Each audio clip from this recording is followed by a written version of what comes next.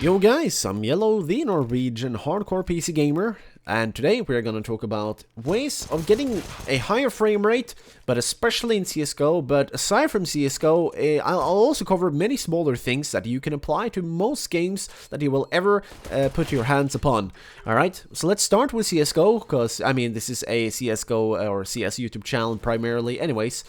So yeah, from the get-go, the pistol I'm using right here, I have done a lot of benchmarks, and I quickly came to learn that the stat track as a feature on weapons in CS actually pulls down my frame rate quite a bit. I'm going to think that this is and I'm also assuming that this is attached to the matter of fact that Valve talked about how the HUD pulled down your frame rate because it is unoptimized. However, when I double down my P250 with this sticker right here, my frame rate in general fell down by like 10%. So if I had 300 FPS, I would have about 270. And that is obviously quite the hit, and especially when it's so easy to avoid, and that is why I have to try and not use that much stat track, but especially those very interesting and good-looking dragon stickers that I showcased earlier, the dragon foil one.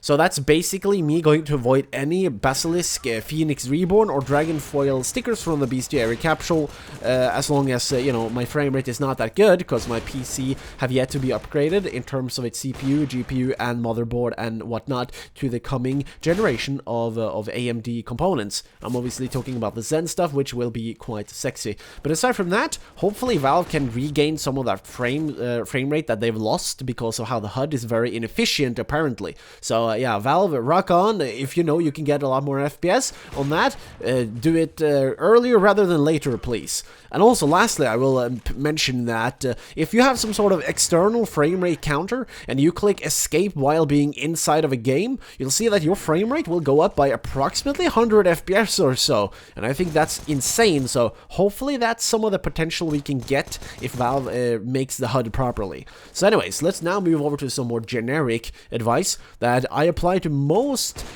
games aside from CS that I play, and this is gonna be something everybody can use and most people will be able to take use of it right now. So from the get-go, don't use borderless if the game supports that. Use a proper full screen setting. This will make it so that Windows or whatever operative system you have, as far as I know, will prioritize your primary game a bit more, and it will have easier access to the resources inside of your PC that it needs in order to perform the best, to give you the fastest experience in terms of response time of when you're playing the game, and that's aside from your general frame rate. So seriously, use proper full screen, don't use borderless.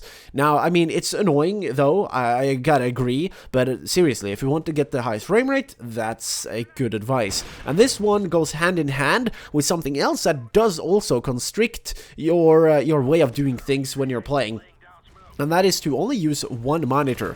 That tip is actually kind of old as well, but it's very effective on Intel users as far as people playing CS reported in the subreddit, and I remember reading this quite some time ago, but I mean the general hardware that you and I are using right now should be the same 2 years back in time as far as I know, and as far as I'm gonna guess. But anyways, long story made short, whereas I might get 10% extra frame rate by only using one monitor instead of two, Intel users might maybe get like 13 or 15 or something.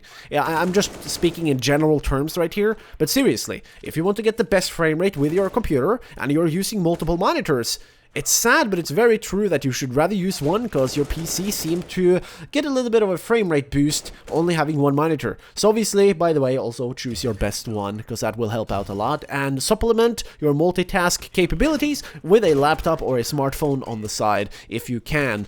Now I gotta move to the browser and alternate program tip, and this one is so like obvious. Shut down anything extra running in the background, and especially your browsers. Nowadays they hog a lot of performance so that they can perform well, and this clashes when you want to play a game that is as intense as CSGO. So go figure, you should turn off your browsers.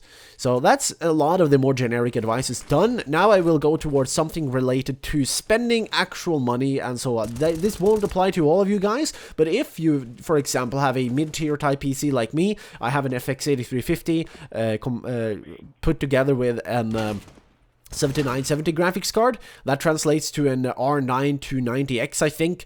Yeah, my computer is, by the specs, completely average. It's about like around the 49 to 54% range in terms of performance when compared to what is normal nowadays.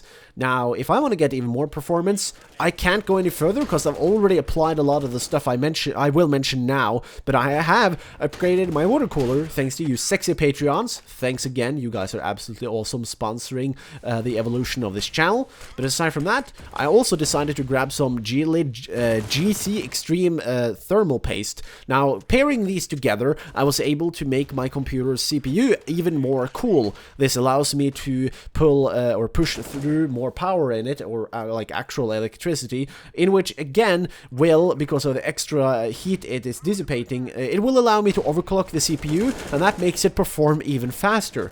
It's like making your car run faster because of you added a turbo or something a little bit similar to that.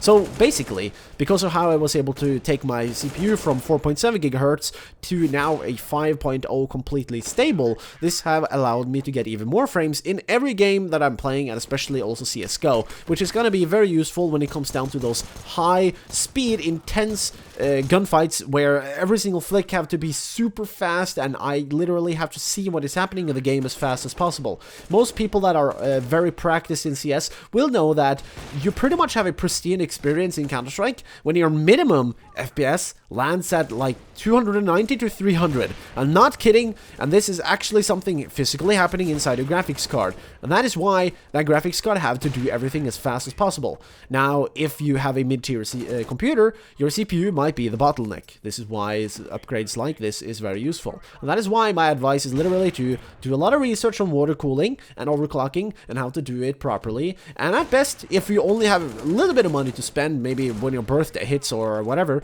you can get a lot more frames, and that will give you a, in general, better performance and experience when you are playing CSGO. So hopefully you guys enjoyed this video, and hopefully there were some advices that helped you out. Yeah, if you want to support my endeavors on YouTube, I would recommend you to become a Patreon.